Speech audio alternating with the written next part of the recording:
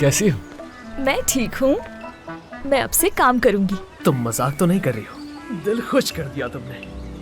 बहुत अच्छी लगती हो। मैं जानता हूँ तुम मुझे अकेला नहीं छोड़ोगी। यही तो खासियत है तुम्हारी। लेकिन फातिमा साहिबा ने मुझे सबसे पहले ये जितना भी सामान यहाँ रखा हुआ है इन सबको उठाकर अंदर रखने को कहा है। चलो देखते हैं। ये तो इतना भारी है। तुम तो काफी ताकतवर हो वैसे। तो क्या तुम ये सामान उठाकर अंदर रख दोगे? मुझसे तो नहीं उठ रहा। तरस आ रहा है तुम पे। वापस रख दो उसे। मेरा इतना बॉडी बनाने का क्या फायदा? तुम यहाँ बैठ जाओ, ये सब मैं संभाल लूंगा। मैं नहीं चाहता तुम्हारे हाथों से सब्जियों की बदबू आए।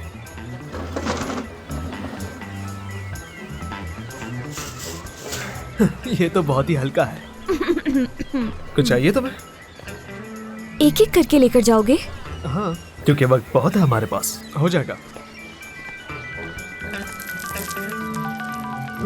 बहुत गर्मी है आज।